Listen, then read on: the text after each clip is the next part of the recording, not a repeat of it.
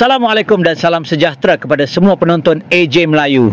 Saya Astora Jabat dan dalam episod ini kita akan bincangkan satu topik yang mungkin mengejutkan ramai tentang bahaya tersembunyi dalam ikan, terutama kepalanya. Kita fokus kepada kepala ikan. Ya, ramai antara kita memang suka makan kepala ikan, terutama dalam gulai mamak yang terkenal itu.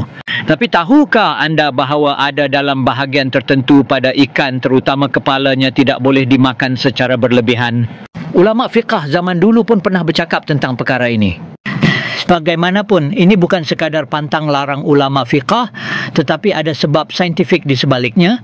Ramai mengetahui bahawa ikan kaya dengan nutrien seperti protein, omega-3, vitamin dan mineral yang baik untuk kesihatan. Tetapi dalam masa yang sama terdapat bahagian tertentu dalam ikan yang boleh mendatangkan risiko kepada kesihatan kita. Nak tahu bahagian mana? Jom kita bongkar satu persatu. Satu, kepala ikan mengumpul logam berat.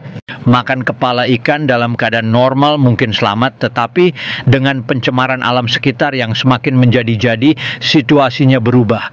Begitu juga ia tidak segar atau tidak fresh. Kepala ikan itu sendiri sebenarnya mengandungi banyak saluran darah, lemak dan minyak yang menjadi tempat terkumpulnya logam berat seperti merkuri, kadmium dan plombum.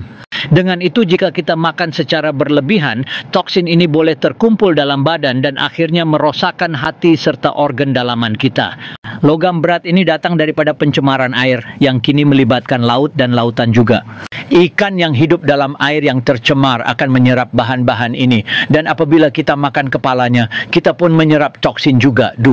Insang, tapisan kotoran dan bakteria. Insang ikan berfungsi seperti paru-paru manusia. Ia menapis oksigen dalam air, tetapi dalam masa yang sama ia juga mengumpul kotoran, bakteria dan logam berat. Insang adalah antara bahagian paling kotor pada ikan, terutama jika ikan itu hidup di perairan tercemar. Bakteria dan parasit yang terkumpul dalam insang boleh menyebabkan penyakit jika dimakan tanpa pembersihan yang sempurna. Jadi kalau ada yang suka makan insang ikan, hati-hatilah. 3. Usus ikan, sarang parasit. Ini satu lagi bahagian yang perlu diberi perhatian.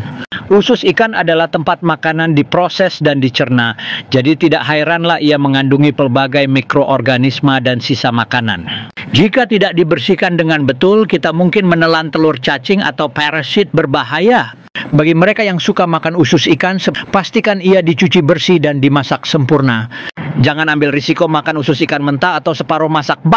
Empedu ikan, kecil tapi beracun. Tahukah anda, empedu ikan bukan sahaja pahit tetapi juga mengandungi toksin yang boleh menyebabkan kegagalan buah pinggang dan kematian? Ada kepercayaan yang mengatakan empedu ikan baik untuk kesihatan, tapi ini adalah mitos.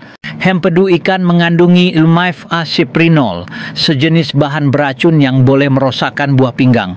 Lagi besar ikan, lagi tinggi kepekatan toksinnya. Jadi elakkan menelan empedu ikan kerana ia boleh membawa bahaya yang serius. Jadi lepas ini kalau nak makan ikan, ingat ya, pilih bahagian yang selamat dan elakkan bahagian yang berisiko. Makan kepala ikan sesekali mungkin tidak mendatangkan bahaya, tetapi jangan jadikan ia tabiat harian. Yang penting, kita kena makan dengan bijak dan ambil langkah berjaga-jaga. Terima kasih kerana menonton video ini. Jangan lupa kongsikan maklumat ini dengan keluarga dan rakan-rakan supaya lebih ramai yang sedar tentang bahaya tersembunyi dalam kepala ikan. Jumpa lagi dalam episod seterusnya dan jangan lupa tetap makan secara sihat untuk kehidupan yang lebih baik. Terima kasih kerana menonton. Sekian, wassalam.